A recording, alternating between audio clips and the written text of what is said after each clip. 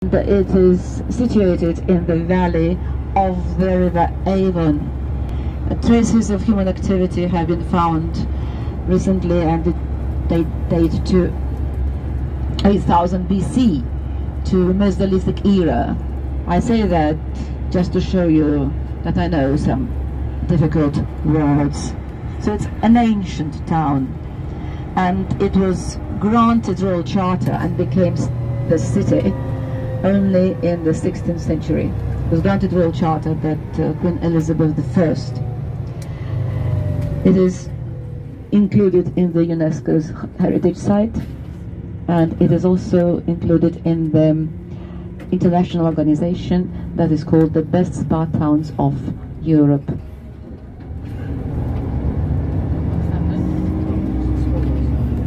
Okay, towns of Europe.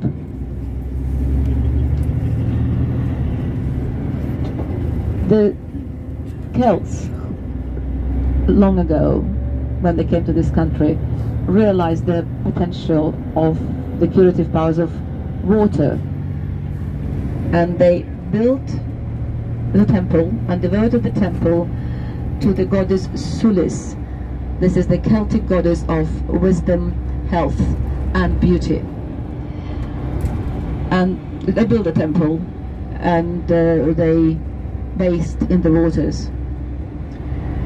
The old Anglo-Saxon name for the Roman city of Bath is Baden, means at Bath, and also Aachen, Manchester, A-C-H-E-N, Aachen men's town, on account of its curative properties of water there. People came to heal themselves and cure their diseases.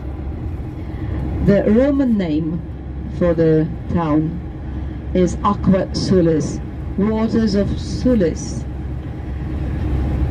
When the Romans came, they discovered the properties of the waters there, and they rebuilt, embellished the temple due to new advances in technology and architecture. And they, the Romans, devoted the temple to the two goddesses, the goddess Sulis and Minerva. But they left Sulis in the first place. That was a very, very clever policy of the Romans. They didn't sort of change it to Minerva Sulis, Sulis Minerva. And they gained the respect of the Celtic population and the Druids. Temples was devoted to Sulis Minerva. The town was laid out quite early, and in the 7th century it is said that St. David, patron saint of Wales himself, built the first monastery, Benedictine monastery, in the 7th century. By the 9th century, the Roman street pattern was all but lost, and in the 10th century, King Alfred the Great laid out the new city and left even a precinct for the Bath Abbey. In the 10th century, the most momentous event in the history of the country took place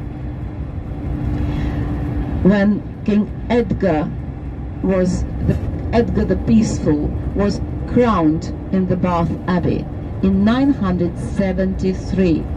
Edgar of all England, Edgar the Peaceful, he united the 7 ancient kingdoms into one kingdom.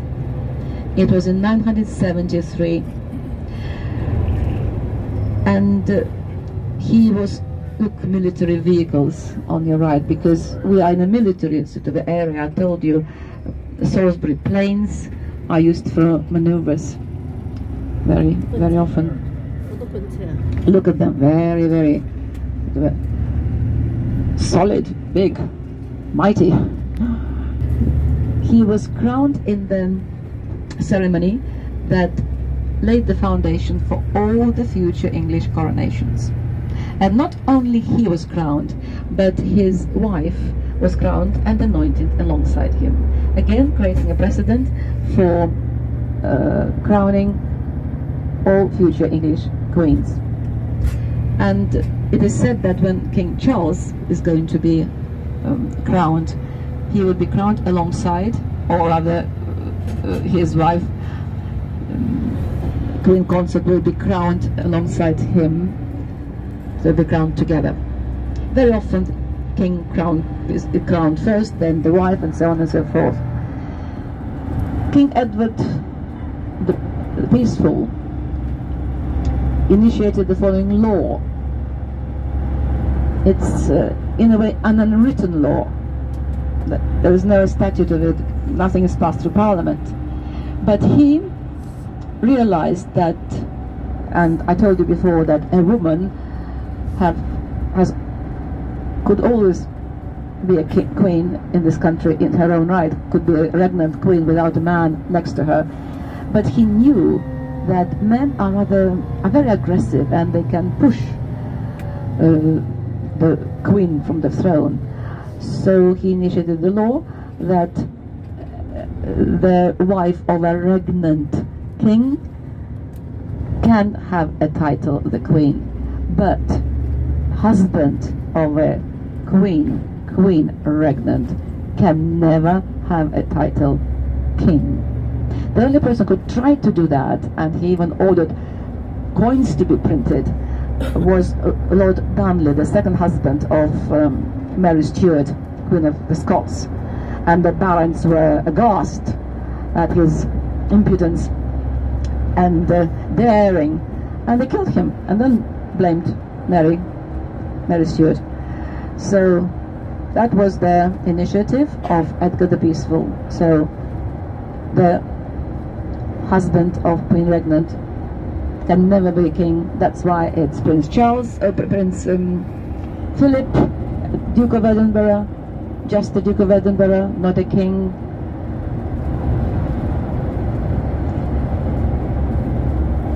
And Prince Albert, husband of Queen Victoria. Nowadays, it's not, again, it's unwritten law. It's nothing in statutes or whatever. It's just the desire of the late Queen that Camilla is called Queen Consort, because the only Queen Consort with the law passed through Parliament was Prince Albert, husband of Queen Victoria.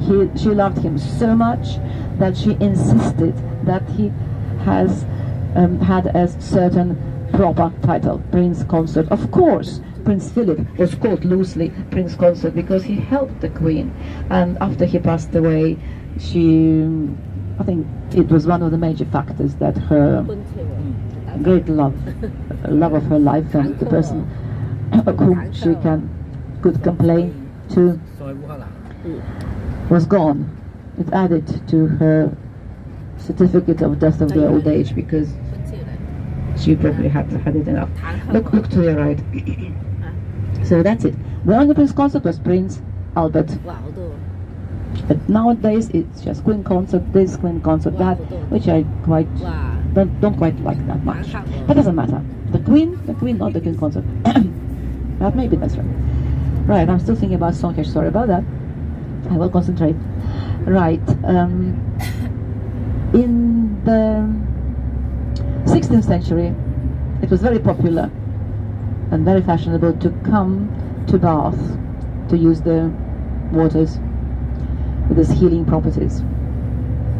Very popular place. And also from the 13th century to the 16th century, it was a center of a wool trade. Everyone in the Middle Ages who had land, from poor people to wealthy landowners, raised sheep. They made clothes from wool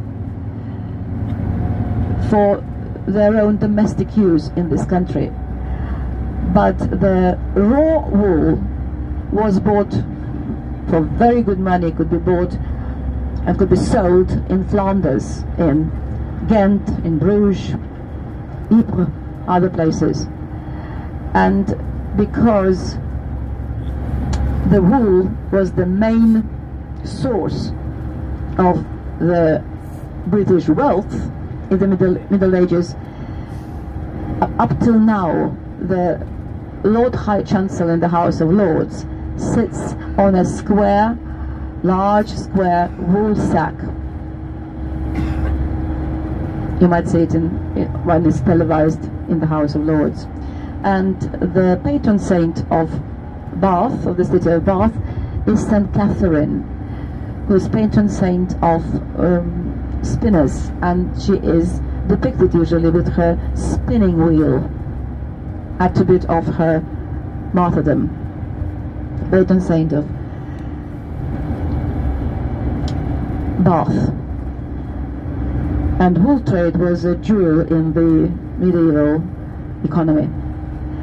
In the 17th century, a certain Oxford student came to the city of Bath, it was the city from the 16th century, to study curative properties of mineral water. He researched them, studied them, published several books, and thus made the city of Bath a very fashionable resort. In the 18th century, a German astronomer called William Herschel discovered the planet Uranus in the backyard of his house with the telescope that he built himself.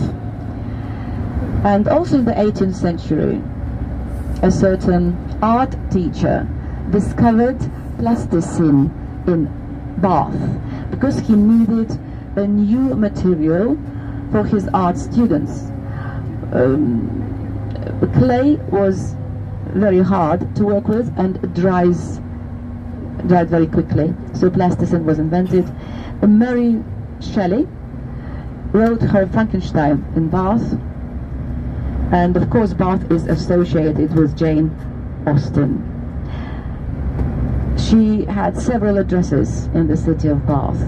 First time she came here in 1803, at a time when Bath was very fashionable, at a time when two architects, John Wood the Elder, John Wood the Younger, laid out new squares that gave the impression of classical decorum and grandeur, palatial grandeur. The sameness of the buildings gave that impression. Somebody said that Bath is essay in architecture. Basically, it is an essay in Georgian 18th century architecture, and it was the most fashionable place in the United Kingdom then. Bath had its own master of ceremonies, Joe Nash. He'd invented dress code, rules of behavior. He wrote in the book of laws how the nobility has to behave. When you are in the museum of the Roman baths, don't forget to drink mineral water. It is included in the ticket as well. And you will see a portrait of Mr. Darcy, yeah, from Colin Firth, from the film, yeah. The film Duchess was filmed in Bath. So was Cunning Mr. Fox, and many others, of course. The first, yeah.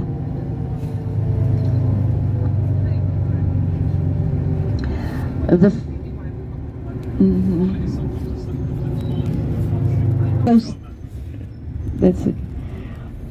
The first postage stamp was issued in the city of Bath on the 1st of May 1840, and the first stamped letter was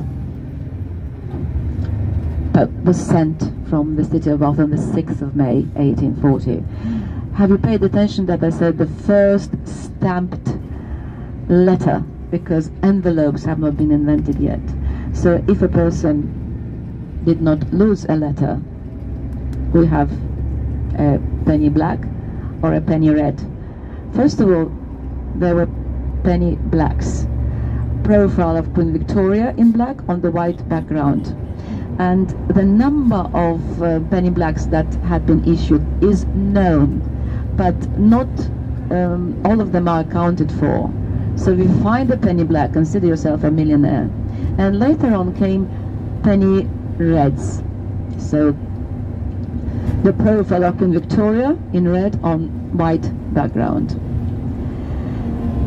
I suggest that you keep a coin or two with the profile of the late Queen, and if you look at a penny or a 50 pence coin or 10p coin, you will see that the Queen looks to her right on the coin, but it is a tradition that the next monarch will look the other way, so King Charles III will look to the left. The waters that the Roman bath is famous for are not volcanic in its origin.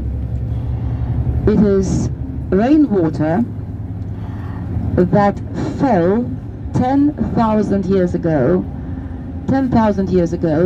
over the nearby Mendip Hills and percolated down the limestone aquifers to the depth of 4,000 meters, for 4 kilometers, where under the influence of geothermal heat,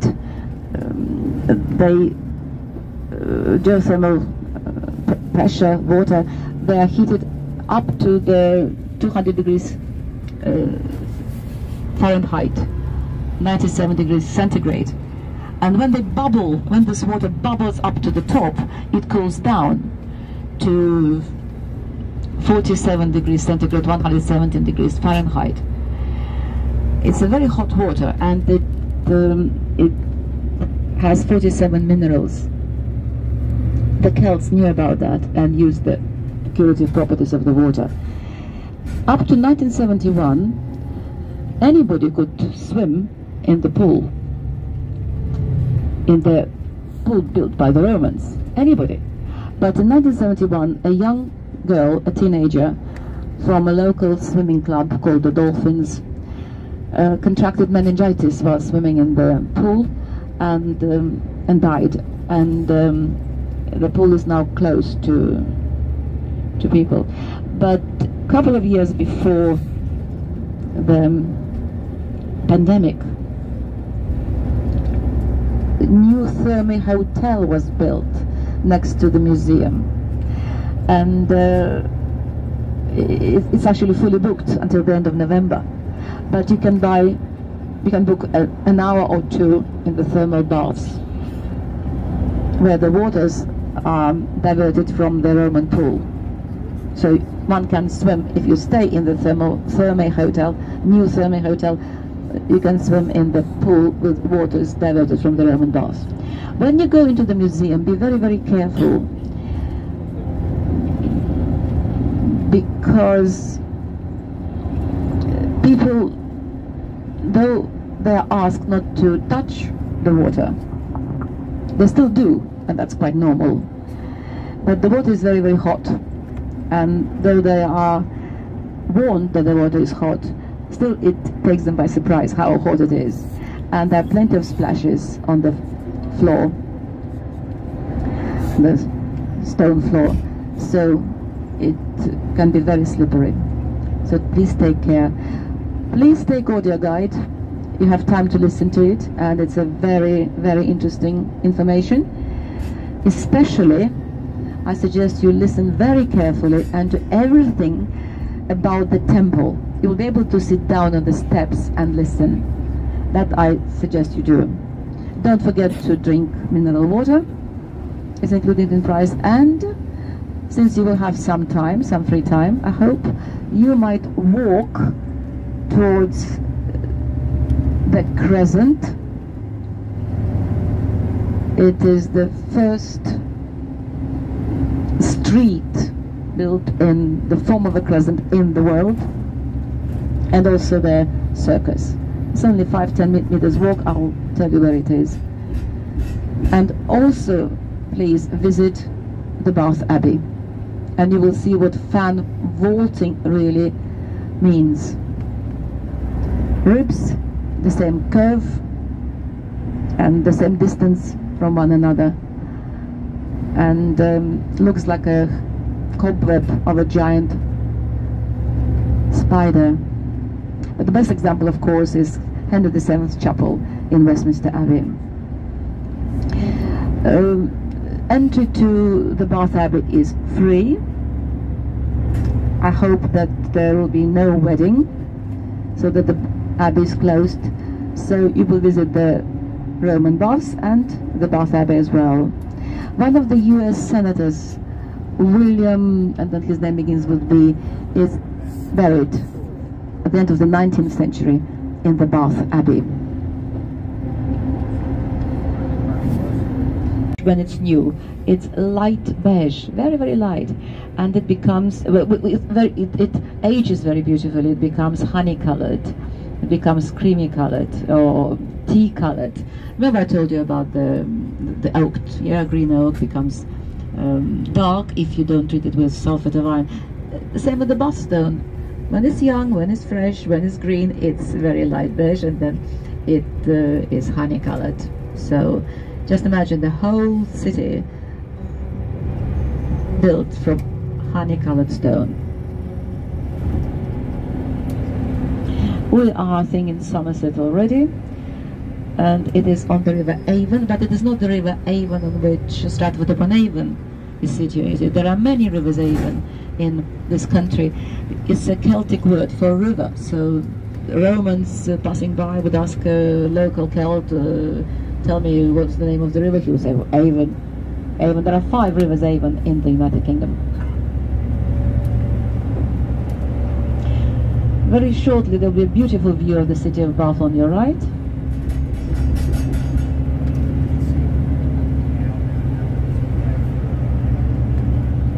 But look at this road, it's like tunnels, trees creating tunnels.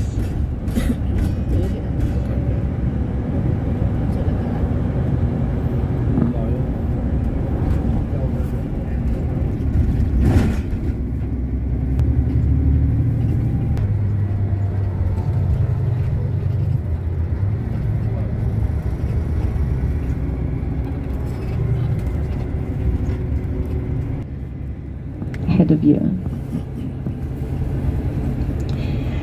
When you enter the museum, you enter one way and you come out the other way. Exit, and when you exit the museum, go right and right, and you will see the facade of the Bath Abbey, and our drop-off and pick-up point is behind the Bath Abbey, which is a great example of English perpendicular style of architecture, which is unique only to England.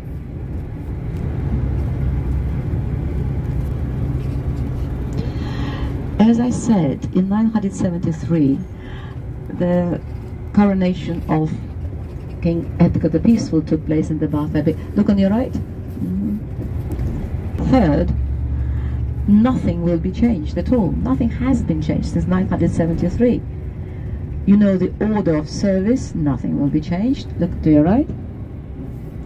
It will be Archbishop of Canterbury and assisted by Archbishops of Durham and Archbishop of Bath and Wells. So nothing has been changed since, look to your right, since 973. The only thing that was changed after the coronation of Elizabeth I in 559 is that the service since then has been in the English language and not in Latin. The only phrase that is said in Latin is Vivat, Vivat, Vivat Regina, but that will be Vivat, Vivat, Vivat Rex.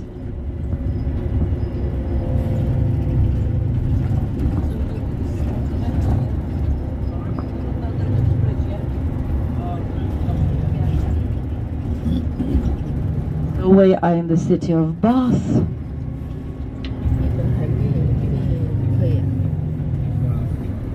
And God help us, That's true. You might say that I'm just saying this, you know, but no, it is very, very strict. Otherwise, I wouldn't be that worried. There were cases where my colleagues were not let in at all because they were late.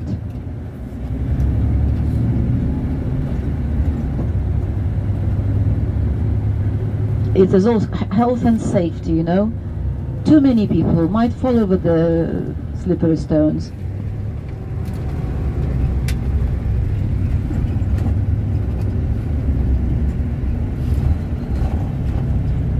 You see honey-colored stone, and the red post block looks very nice against the row of buildings. I like quirky little quaint towns, but the city of Bath, of course, is amazing because it's one of its kind in Britain. There's beautiful boulevards in Paris, St. Petersburg, but this is the only one in the United Kingdom with that sort of ensemble construction, palatial decorum. Have tickets included, entrances are included. Please come with me, and I'll position the group at a special place that will be allocated for our group.